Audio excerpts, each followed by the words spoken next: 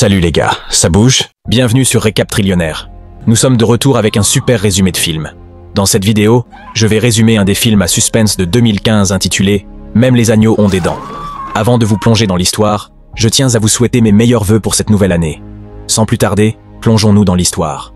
Le film commence avec deux meilleurs amis, Katie la coincée et Sloane la promiscuité, qui attendent avec impatience leur prochain voyage hors de la ville. Elles vont travailler dans une ferme appelée Echo Field Organic Farms pendant 1 mois, afin de pouvoir économiser pour faire du shopping à New York.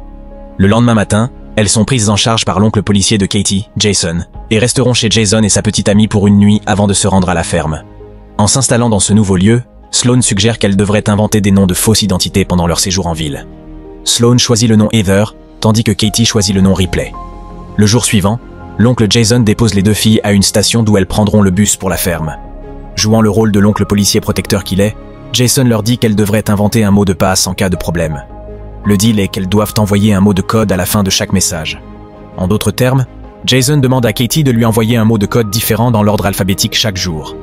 Le mot de code du jour est pomme. Après le départ de l'oncle, les deux filles doivent toujours attendre le bus qui doit arriver dans environ 1 heure et décident d'attendre au café. Elles attirent immédiatement l'intérêt de deux hommes de la ville et finissent par partager une table avec eux. Les deux femmes se présentent ensuite sous les faux noms qu'elles ont inventés la nuit précédente, tandis que les deux hommes se présentent comme des frères dont les noms sont Jed et Lucas. Les frères proposent de les amener à leur lieu de travail, et bien que Katie soit initialement réticente, elle cède à la supplication silencieuse de Sloane. Les deux filles finissent par monter dans le camion bleu des jeunes hommes. Cependant, les choses ne se passent pas comme prévu. Jed passe délibérément devant la ferme où Katie et Sloane travaillent, ce qui embrouille les deux femmes. Nous allons faire demi-tour quelque part où... vous verrez bien. Et enfin, ils arrivent. Où sommes-nous? C'est l'endroit de notre famille. Les deux femmes sont accueillies par la mère louche de Jed et Lucas qui les invite à prendre du thé avant d'aller à la ferme. Une fois à l'intérieur, Katie reçoit un message de son oncle policier et avec leur mot de passe convenu, elle lui fait savoir qu'elle va bien.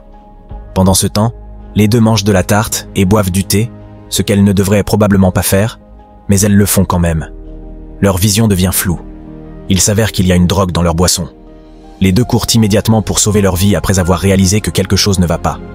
Malheureusement, Jed et Lucas parviennent à les assommer et à les ramener à l'intérieur. Le lendemain, Katie et Sloane paniquent et sont enchaînées au milieu des bois. Jed s'approche d'elles et leur dit qu'elles vont maintenant vivre ici et qu'elles reçoivent des commodités de base pour survivre, comme des vêtements, un lit et des toilettes. Nous passons à la scène suivante où Katie et Sloane sont maintenant habillées et le patron de Jed, Boris, arrive et prend le téléphone de Katie pour vérifier si quelqu'un sait où elle se trouve. À ce moment-là, il découvre que Katie et Sloane ont menti sur leur nom, ainsi que sur le mot de code qu'elle a utilisé dans le message texte. Katie et Sloane sont finalement forcés de lui dire que le mot pomme est un mot de sécurité. Dès que tout est rentré dans l'ordre, Katie et Sloane se préparent à prendre un bain avec des douches de fortune, juste au moment où le shérif de la ville arrive avec son arme à la main. Il s'avère que le shérif est un salaud qui tolère la traite des êtres humains, et il est venu violer l'une des femmes. Après que le shérif maléfique ait assouvi ses désirs, Sloane rend visite à Katie, qui a l'air secouée, pour la réconforter. De l'autre côté de la ville, l'oncle Jason commence à s'inquiéter car le dernier message qu'il a reçu de Katie contient le même mot de sécurité qu'elle a utilisé hier. De retour dans les bois, Jed et Lucas accueillent un autre client que nous appellerons désormais Scruffy Guy. Il choisit ensuite Sloane et l'emmène dans la caravane. Sans surprise, Scruffy Guy est un peu psychopathe. Retour à l'oncle policier. Il finit par appeler le lieu de travail de Sloane et Katie et apprend qu'elles ne se sont jamais présentées au travail hier. Convaincus qu'elles sont en danger, il se précipite pour les chercher. Pendant ce temps, la journée de Sloane et Katie est sur le point de devenir encore pire car le prochain client qui se présente est encore plus louche que les précédents. Jed et Lucas se précipitent pour leur couvrir la tête alors que le client s'approche. Le type au masque de cochon choisit Sloane et l'emmène dans la caravane. Après son départ, c'est maintenant au tour de Katie de réconforter une Sloane secouée. Nous ne savons pas exactement ce que le type au masque de cochon lui a fait, mais Sloane semble encore plus traumatisée qu'avant.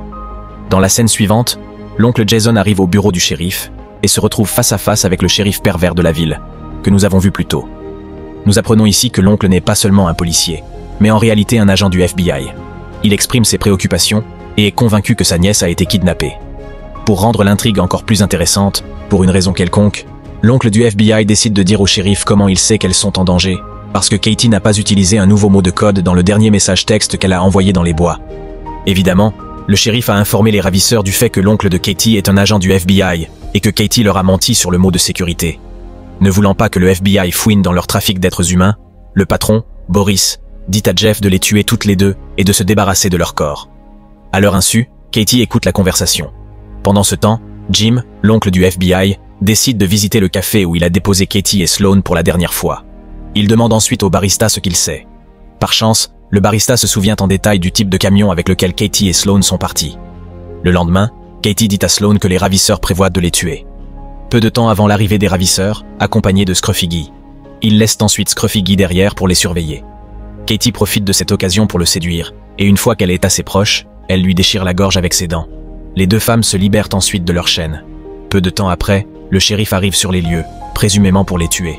Mais juste au moment où il sort de sa voiture, Katie et Sloan ont volé sa voiture. Les deux femmes retournent en ville et se rendent au magasin de bricolage pour s'équiper. Trouvé. Des choses sérieuses vont se passer maintenant. Ils demandent ensuite au caissier s'il connaît Boris, l'homme avec le camion bleu, et le caissier sait où il habite. De l'autre côté de la ville, l'oncle Jason poursuit son enquête en visitant le bâtiment de l'assurance automobile de la ville. Aujourd'hui, il invente une histoire sur une collision accidentelle avec un camion bleu et demande à qui il appartient. Le patron. Boris vient de rentrer chez lui. Il s'avère que Katie et Sloan se sont faufilés sur lui et lui ont lancé une série de balles de tennis cloutées, le blessant gravement. Maintenant que les rôles sont inversés, Boris supplie pour sa vie et va même jusqu'à offrir son argent en échange de sa vie. À ce moment-là, l'oncle Jason arrive devant la maison de Boris. À l'intérieur, Katie et Sloan commencent à l'interroger sur l'identité de l'homme au masque de cochon. Lorsque Boris refuse de le révéler, Katie et Sloan prennent une lance de fortune qu'elles ont fabriquée et la lui enfoncent dans le derrière, ce qui finit par le tuer. Lorsque l'oncle Jason entre enfin dans la maison, il semble que Katie et Sloan soient partis et il découvre Boris mourant. Jason entend alors le rugissement des moteurs de voiture et se précipite dehors. Katie et Sloan s'enfuient en voiture tandis que l'oncle Jason emmène Boris mourant à l'hôpital. Dans la scène suivante, le shérif informe l'oncle Jason que Boris n'a pas survécu. De plus en plus inquiet, l'oncle Jason décide d'essayer d'appeler le téléphone de Katie. Mais réalisant que sa couverture est compromise, le shérif sort son arme. Katie et Sloan s'arrêtent devant une église et nous apprenons que l'homme au masque de cochon est en réalité le prêtre de la ville. Sloan entre dans l'église et se retrouve face à face avec son violeur. Avec l'aide de Katie, les deux meilleurs amis éliminent le salaud. Alors que Katie et Sloan s'éloignent en voiture, nous voyons qu'elles sont maintenant contentes, insouciantes. Mais lorsqu'elles s'arrêtent et descendent de la voiture, il s'avère que l'homme au masque de cochon, alias le prêtre, est enchaîné derrière le camion depuis le début. Pour leur coup final, elles versent de l'essence sur lui et l'enflamment avant de partir. Alors que les deux femmes semblent prospérer, l'oncle Jason est maintenant retenu captif par le shérif. Pire encore, il semble que le shérif ait capturé deux nouvelles jeunes femmes. Heureusement, Katie et Sloan viennent à la rescousse. Elles attachent le shérif et se mettent à le torturer avec un jeu de roulette russe. Nous pouvons maintenant voir que les deux femmes sont un peu déséquilibrées, mais d'une certaine manière, nous ne pouvons pas les blâmer. Le shérif commence à proclamer combien il est désolé, juste au moment où Katie lui donne finalement un coup fatal à la tête. Ensuite, Katie et Sloan libèrent les femmes et leur disent de libérer l'oncle Jason. Jason essaie de demander aux femmes qui a tué le shérif, mais elles ne répondent pas, par gratitude car Katie et Sloan leur ont sauvé la vie. Ensuite, Katie et Sloan rendent visite à la maison de la mère de Jed et Lucas et décident de la droguer de la même manière qu'elle les a drogués il y a quelques jours.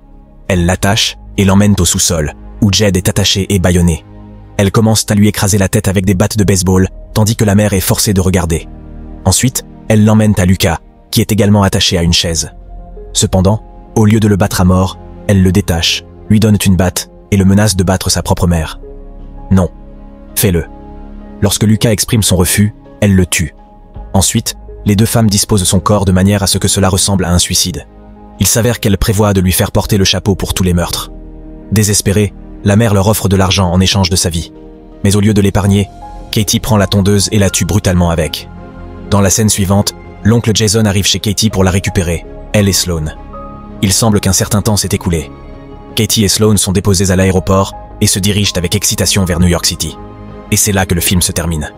D'accord les gars, c'est tout pour le récapitulatif de Even Lambs Have Teeth 2015. Merci d'avoir regardé. C'était Récap Trillionnaire, à bientôt dans la prochaine vidéo.